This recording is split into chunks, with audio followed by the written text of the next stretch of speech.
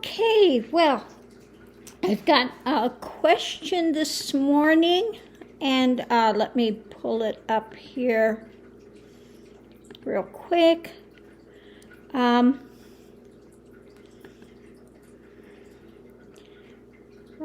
Let's see. Hello, Lady G. Do you teach divination to your students? I saw Siddhananda, your student channel. She does great psychic pendulum and tarot.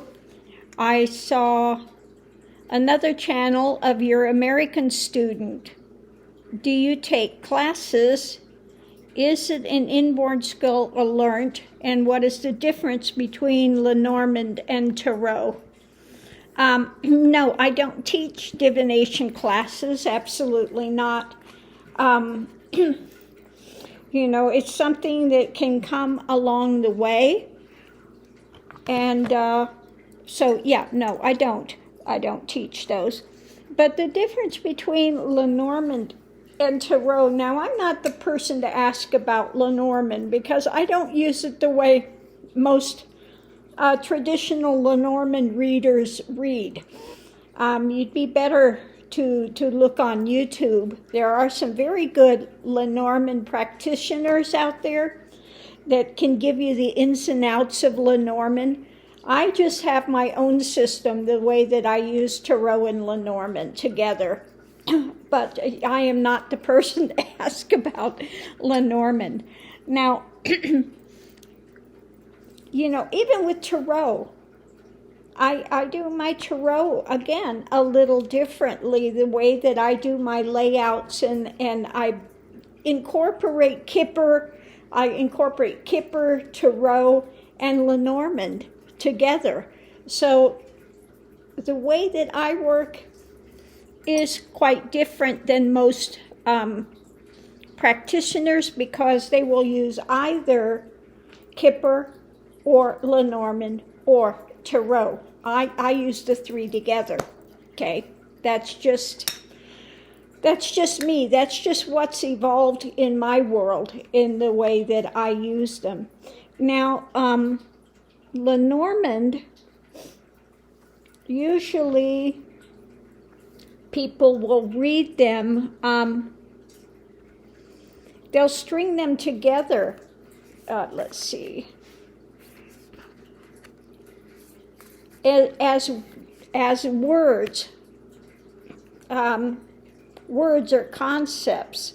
But like I said, I'm not the one to do, because usually Lenormand, you'll put it out there in either the grand tableau where you use all the Lenormand cards and you lay them out, and then it's like you'll have two things together and it will form a word or a concept, okay? But I don't usually use Lenormand that way. Like I said, the way I use it is a bit different. I use it almost like another aspect of Tarot, but that's not the way that traditional Lenormand is done. Okay. I'll see if I can put up a link to somebody that does Lenormand in the traditional way, and they do give kind of classes online. You can watch their videos. They're very, very good with Lenormand. And but like I said, the way that I do it is totally different than what a traditional Lenormand will do. And again, no, I don't teach divination. I think it's something that comes along the way, and most of my students are going through Kundalini and they want to get to realization, and I say, bypass this stuff if that's where you're headed towards. So most definitely I don't teach it. in my case, I completed my path, and so now this is something that's fun. Is something that I can focus on because I've already completed my journey through the spiritual realm and came to the heart, as you say, the heart of being, the divine is, and uncovered the great cosmic joke of the universe, you could say. Anyway, but yeah, no, I don't teach divination classes, and I think that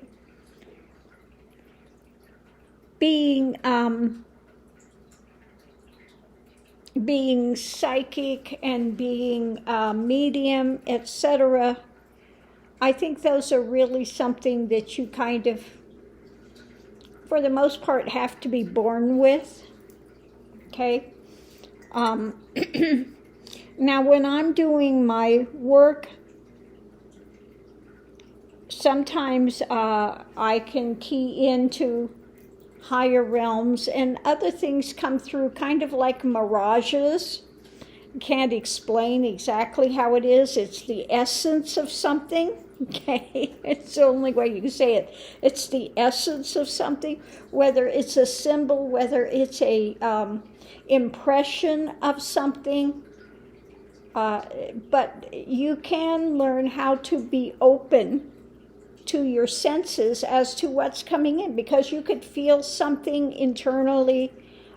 You could, like I said, the essence of something. Something can come in a full-blown concept, ideation. So those things you can learn. It's just about becoming more open. Okay, becoming more open and being aware of what's coming in, whether one is feeling it. Now, you can be focusing on someone's energy, and all of a sudden you feel different things in your body, in your mental space, and recognizing that it's not yours, and so you can be picking up from their energy, what's going on with them. Especially if you're doing energy work with someone. And I have had times where one, in particular, I was in India riding in a car, and one of the students had gotten a hold of me, and I was feeling really ill. I told them they need to go to the hospital immediately. You know, it wasn't my illness, but all of a sudden, the minute they connected, I was just like, oh my God, this is really toxic. And sure enough, they went, and they had, it was a good thing they did, because they had a, what do you call it? Blood. It was a blood thing. Okay, toxic.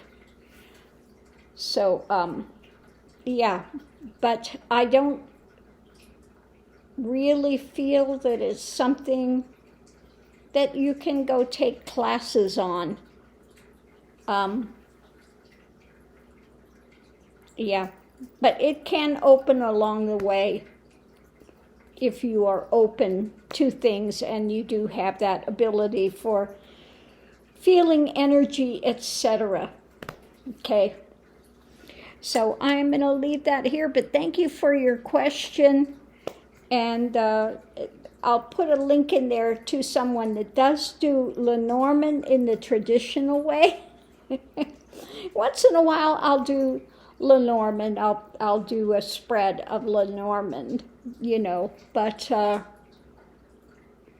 don't do that often. Like I said, I use it more as a part of my tarot. Just like Kipper, I use it as a part of my tarot.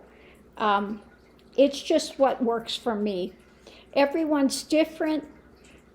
You know, you might be fine with just doing Lenormand or doing Tarot. Now, Tarot is basically, I see it as kind of psychology, okay? It's the psychology of the spiritual path and the psychology of men's mentality and what they're involved in the transitory world.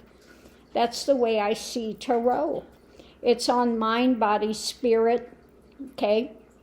Happenings, okay? And the journey that one takes along the way. So that's what Tarot is for me, how I see Tarot. But again, all of these are just different elements that I put together to give me more of a complete picture, and it just works for me, okay? So I'm going to leave this here, but thank you for your question, and I'll see you online.